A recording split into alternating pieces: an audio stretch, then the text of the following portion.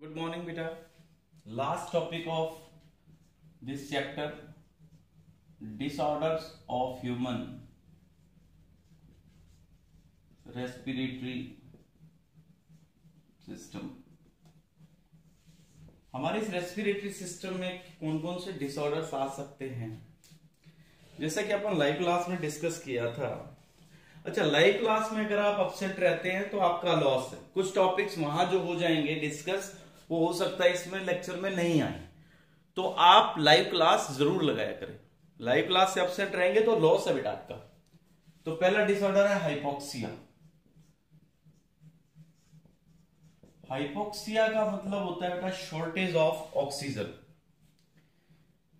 तो oxygen shortage अगर हो तो इस कंडीशन को कहेंगे हाइपोक्सिया। हाइपोक्सिया दो तरह का होता है बेटा। हाइपोक्सिया जैसे फर्स्ट है आर्टिफिशियल, सेकंड है अनीमिक।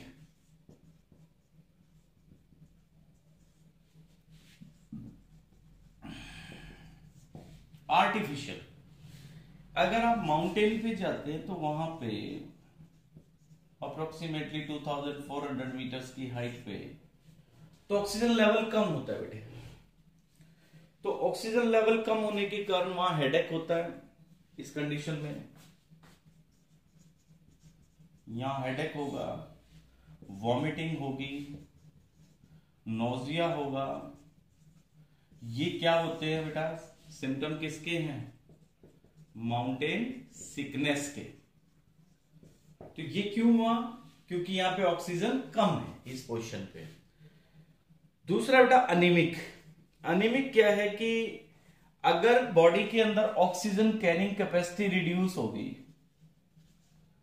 ऑक्सीजन कैरिंग कैपेसिटी कौन है हमारी? Haemoglobin, RBCs.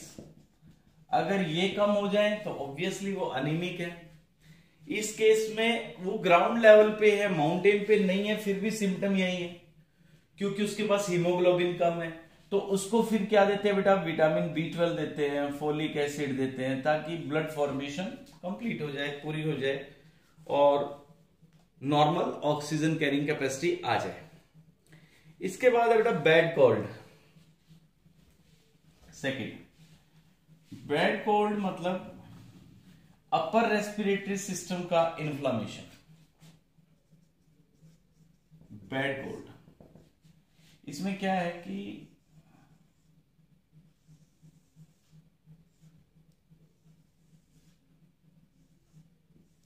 इस ट्रैक में, इस अपर ट्रैक में इन्फ्लामेशन हो जाए। यहां इन्फ्लामेशन हो जाए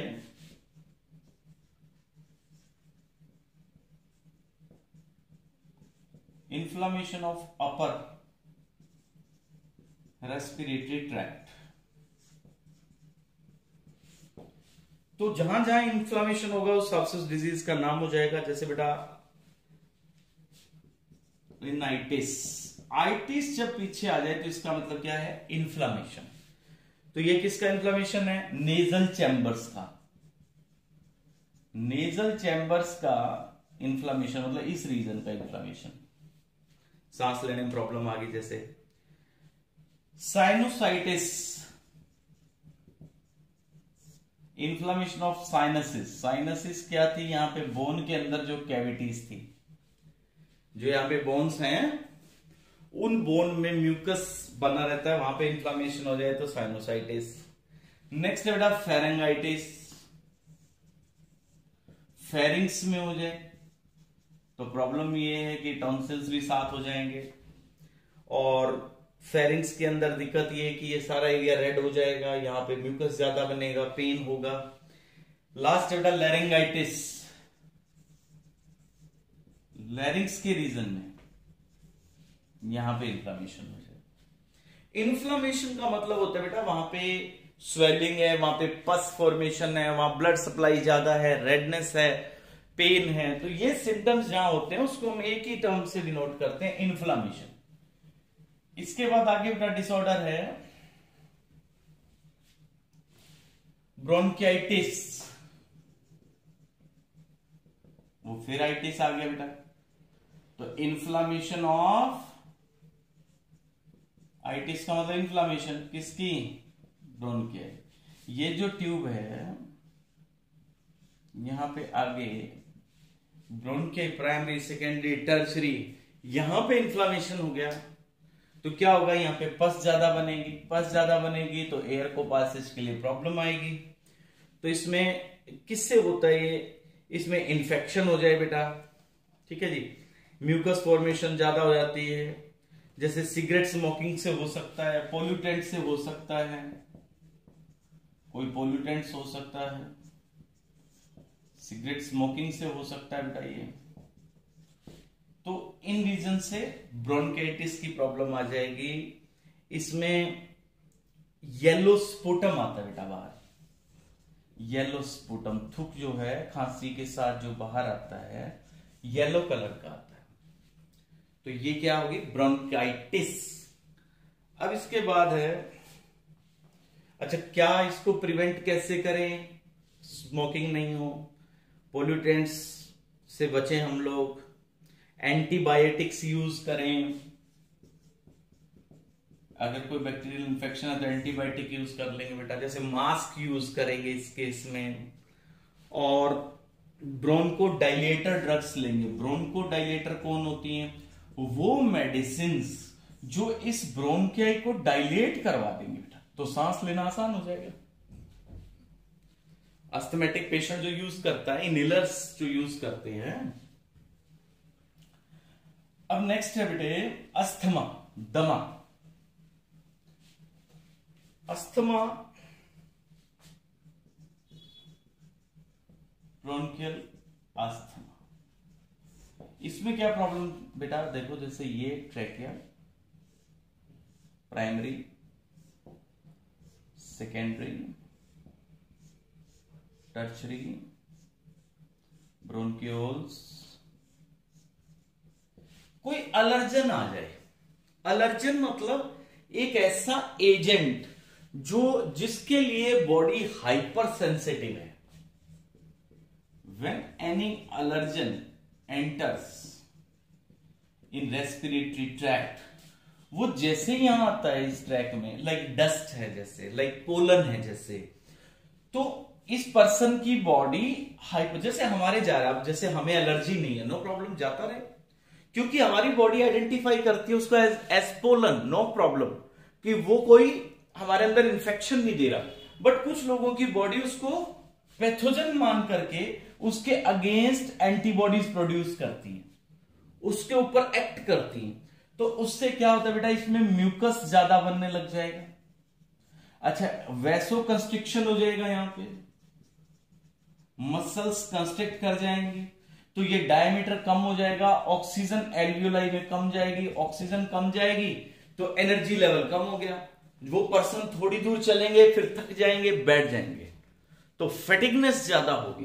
तो इसमें क्या करना चाहिए, हमें अवॉइड अलर्जन्स, अलर्जन को अवॉइड करना चाहिए। और अगर अटैक हुआ है उसका एलर्जन का, तो डायलेटर्स यूज करने हैं हमें, ब्रोंकियो डायलेटर्स, जो ब्रोंकियाई को डायलेट करवा दें। हाँ जी। इसके बाद एक बैक्टीरियल इंफेक्शन है निमोनिया, जो किलर है बच्चों का। निमोनिया में बेटे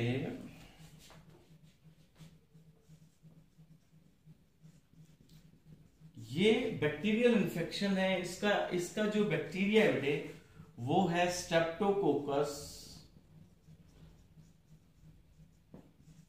निमोनियाई। ये अटैक करता है ट्रैक में। ये जब ट्रैक में अटैक करता है तो ये किस जगह पे अटैक करता है, ये एल्वियोलाई में अटैक करता है। यहां ये क्या कॉज करता है, इन्फ्लामेशन ऑफ एल्वियोलाई। एल्वियोलाई में जब इन्फ्लामेशन होती है, अपने कई बार डिस्कस किया बेटा, यहां पे म्यूकस ज्यादा आ गया तो ऑब्वियस है कि ऑक्सीजन ट्रांसफर नहीं होगी, डिफ्यूजन नहीं होगा। ऑक्सीजन सप्लाई रिड्यूस होते कहां से पता लगेगा, बच्चे के लिप्स जो है वो ब्लू हो जाएंगे, ब्लूइश ब्लैक हो जाएंगे, तो क्लियर है कि उसको लंग्स में प्रॉब्लम है, ऑक्सीजन कम पहुंच रही है, इलाज क्या है बेटे? एंटीबायोटिक्स दे दो। बैक्टीरिया का तो नाम आते ही आपने एक एडवाइस करना है एंटीबायोटिक, वायरस में नहीं देनी। किसी को जुकाम है और हम क्या एंटीबायोटिक ले लो, नहीं, दैट्स रॉन्ग। क्योंकि वायरस के अगेंस्ट तो एंटीबायोटिक्स काम ही नहीं करती ना बेटा, ये याद रखिएगा, ये क्वेश्चन भी आता है एग्जाम में। वायरस के पास कोई मशीनरी नहीं होती, that's why no antibiotic works against the virus. आप उसको, अगर ऐसा होता तो कोरोना के अगेंस्ट हम लोग एंटीबायोटिक से यूज कर रहे होते अब, तो फिर ठीक कैसे करेंगे? उसको किल करने के लिए, वायरसेस के लिए बॉडी खुद एक प्रोटीन बनाती है, दैट इज इंटरफेरोन। और तब तक हमने बुखार कम करना है पेशेंट का, तो क्रोसिन दे दीजिए आप उसको, उसकी इम्यूनिटी बूस्ट अप करनी है, विटामिन दे दीजिए, सी दे दीजिए उसको। तो हमारे पास कोई ज्यादा रेमेडी नहीं है, ट्रीटमेंट नहीं है हमारे पास कोई वायरसेस के अगेंस्ट। तो इसीलिए तो वायरल इंफेक्शंस जो होते हैं इनको ठीक करने में दिक्कत आती है। इसके बाद है बेटा एम्फाइसीमा। एम्फाइसीमा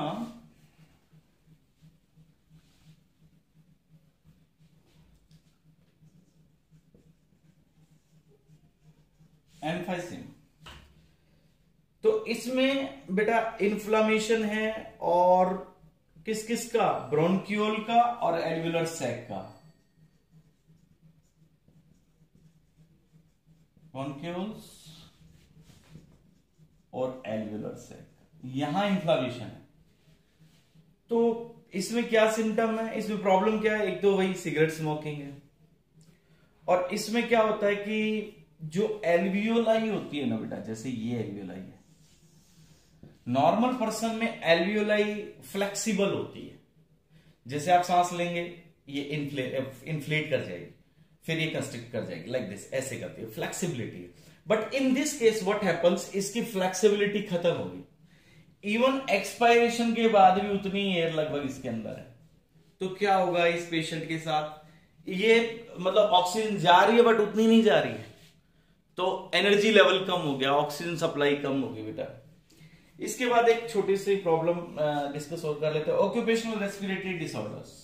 मैंने पहले बताया था ऑक्यूपेशनल रेस्पिरेटरी डिसऑर्डर, ऐसे डिजीजेस जो काम की वजह से हो, मतलब जहां वो काम कर रहा है पर्सन, उसकी वजह से उसमें कोई इन्फेक्शन हो। तो जैसे कॉटन इंडस्ट्री में कोई काम कर रहा है, तो कॉटन इंडस्ट्री में क्या होगा कि जो फाइबर्स हैं कॉटन के वो जा रहे हैं, उसके बाद जैसे वो सिलिका, माइनिंग में कहीं भी काम कर रहा है, माइनिंग में, तो नाक से उसके अंदर वो जो डस्ट है, फाइबर्स है, वो जा रहे हैं और उसको प्रॉब्लम आ रही है। एक बहुत फेमस हो रहा है carbon monoxide poisoning, CO poisoning. ये मैंने लाइव क्लास में काफी डिटेल में एक्सप्लेन किया था, तो आप में से काफी बच्चे लाइव क्लास नहीं लगा रहे हैं, तो आपके लिए बेटा दिक्कत है वो कार्बन मोनोऑक्साइड पॉइजनिंग। अब नेक्स्ट अगर लाइव क्लास में आप अब्सेंट होते हैं तो then I have to report to the principal ma'am कि ये बच्चे क्लास नहीं लगा रहे हैं। आपकी अटेंडेंस से ही आपके जो इंटरनल मार्क्स है वो जुड़े हुए हैं बेटे। अगर आपकी लाइव क्लास में अटेंडेंस कम है तो आप बाद में क्लेम नहीं कर सकते कि मेरे मार्क्स पूरे होने चाहिए थे सर, तो आपकी प्रेजेंस मस्ट है। अच्छा, फिर नॉलेज भी, आपके टॉपिक्स भी हैं वहां पे, तो आपका डबल लॉस है बेटे। एक तो उधर से आपके लिए इंटरनल मार्क्स कम हो रहे हैं और आपके लिए टॉपिक्स जो है वो छूट रहे हैं। कार्बन मोनोऑक्साइड क्या होती है बेटा? एक गैस होती है जो कब बनती है, जब आप कार्बन यानी कोल को लिमिटेड ऑक्सीजन में, इनसफिशिएंट ऑक्सीजन में बर्न करते हैं तो कार्बन डाइऑक्साइड की बजाय कार्बन मोनोऑक्साइड बनती है। कार्बन मोनोऑक्साइड जब लंग्स में जाती है तो वो जब ब्लड में एंटर करेगी तो वो हीमोग्लोबिन के साथ परमानेंट बॉन्ड बनाती है और वो हीमोग्लोबिन हमारा वेस्ट होता जाएगा, धीरे धीरे बॉडी का सारा हीमोग्लोबिन ऑक्यूपाई हो जाएगा और it can cause the death of the person. इसमें डेथ हो सकती है। सर्दियों में जो लोग अंगीठी जला के सोते हैं रूम में, उनकी डेथ का कारण ही यही होता है। सो ब्रीदिंग वाला ये chapter, breathing and exchange of gases chapter complete हो गया। छोटा चैप्टर था बेटे, तो तो आपने अब ये कंप्लीट करना है। आज ही मैं अगला चैप्टर नहीं शुरू करवा रहा हूं क्योंकि कुछ बच्चों के नोट्स पेंडिंग है, तो आप इसकी तैयारी करें चैप्टर की। इसका टेस्ट होगा और नेक्स्ट लेक्चर में हम लोग हार्ट वाला चैप्टर स्टार्ट करेंगे। तो इस चैप्टर से रिलेटेड कोई डाउट हो, कोई प्रॉब्लम हो तो आप पूछ सकते हैं डाउट सेक्शन में, प्लस आप लाइव क्लास में पूछ सकते हैं। जितने भी टॉपिक्स यहां बोर्ड पे होते हैं आपके लेक्चर नोटबुक के ऊपर वो एज इट इज हों। ठीक है बेटा, thank you, have a nice day.